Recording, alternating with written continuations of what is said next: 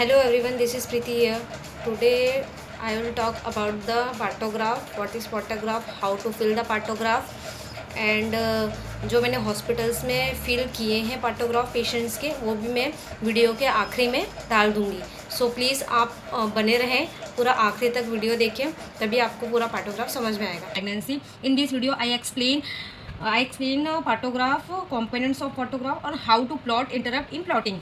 So there are the 6 components of photograph. First, you can write identification of patient name, husband name, age, para, and IPD OPD number, admission date and time, rupture of membrane. It is a very most important part of photograph. Rupture of membrane, date and time. And second one is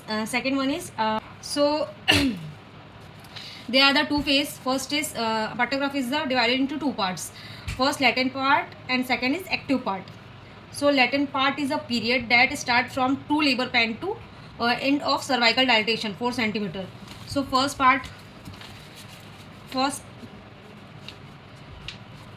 latent phase and active phase. Photograph are two phase, latent phase and active phase. Latent phase is which phase?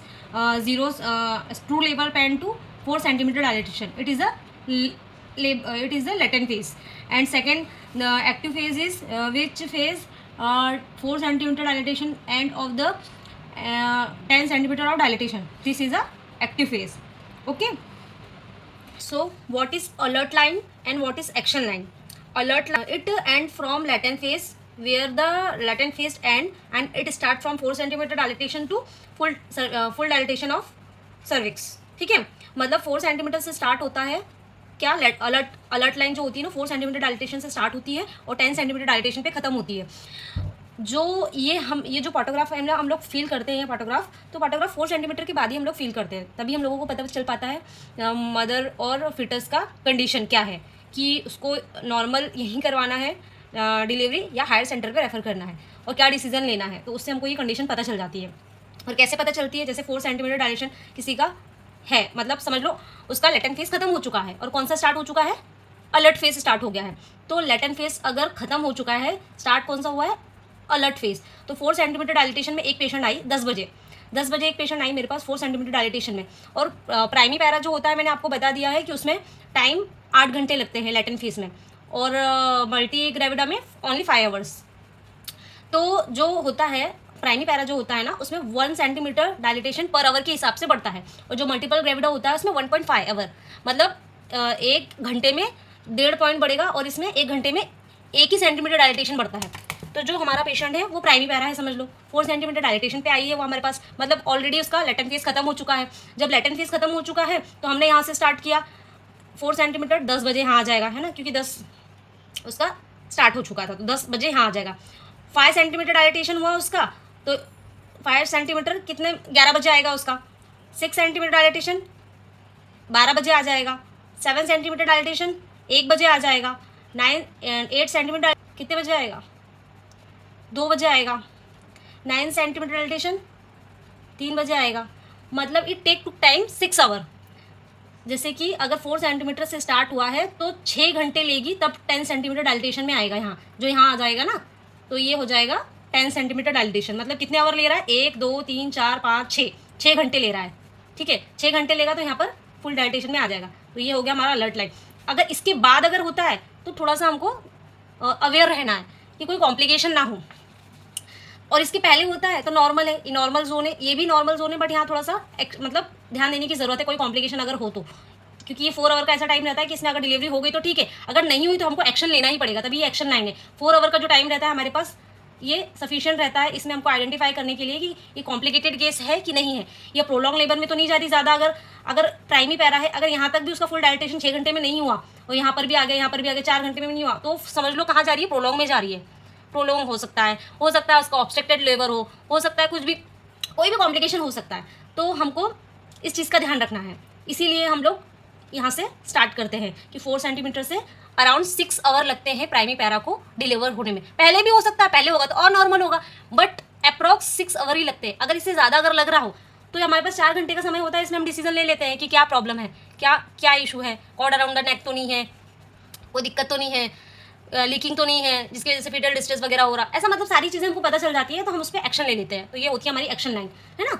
सो ये चीज़ें बहुत ज़रूरी है ये partograph में, इसी से हम मॉनिटर कर पाते हैं कि प्रेगनेंसी नॉर्मल है या एबनॉर्मल है। नेक्स्ट थिंग जो है ये प्लॉटिंग, जिससे हम यूट्राइन कॉन्ट्रैक्शन हर 10 मिनट में देखते हैं। तो हर 10 मिनट में हम यूट्राइन कॉन्ट्रैक्शन कैसे करते हैं, जैसे 10 मिनट में उसको कितने कॉन्ट्रैक्ट आ रहे हैं, 10 मिनट में उसको कितने, एक बार आ रहा, 2 बार आ रहा, 3 बार आ रहा। तो अगर उसको लाइट कॉन्ट्रैक्शन है तो हम लोग dot dot dot dot dot, 10 minute में कितने आए, 3 बार आए तो 3 बार डॉट, ठीक है। अगर उसको मॉडरेट कॉन्ट्रैक्शन है तो उसको हम स्लैंटिंग लाइन से ड्रॉ करेंगे। कितने कॉन्ट्रैक्शन है 10 मिनट में, 4 टाइम, तो ऐसे हमने कर दिया। अगर उसको सीवियर कॉन्ट्रैक्शन है तो हम उसको ब्लैक ड्रॉ करेंगे, full black, okay, full black like this only. यहाँ पर आ गया हमारा जो इंजेक्शन हमने लीवर के टाइम में दिया है, उसको हम मेंशन कर देंगे, RL, ऑक्सीटोसिन या another injection which ever you will give. So यहाँ हमें लास्ट जो हमारा पैरा है, जो इसमें हम लोग BP मॉनिटरिंग करते हैं 4 आवर्स से, और इसमें पल्स भी हम लोग मॉनिटर करते हैं। BP हम लोग किस तरह से मॉनिटर करते हैं, वर्टिकल लाइन खींच के ऐसे ड्रॉ करके, जैसे कि एक पेशेंट का 120 है, 120/80, तो ये हमारा हो गया BP वर्टिकल लाइन। और इसका पल्स, तो यहाँ जो पल्स हो गया 90 पल्स है, तो हमने ये 90, ऐसी हर हाफ आवरली हमें पल्स देखनी है, और 4 आवरली हमें BP देखना है, एंड 2 आवरली हमें टेम्परेचर देखना है, ओके, 2 आवरली हमें टेम्परेचर देखना है। So you understood. सो हम फ्रंट वाले में आ जाते हैं जो हमने अभी छोड़ा था उसको। तो ये वाला जो होता है, इसमें हम लोग फीटल हार्ट रेट देखते हैं बेबी का, FHS जिसको बोलते हैं, फीटल हार्ट साउंड। तो ये जब हम लेते हैं तो ये हर हाफ आवरली लेना है हमें, और जब हम PV करेंगे, जब हम FHS लेंगे तो यहाँ डालेंगे, ठीक है। 150 आया, 140 आया, 160 आया।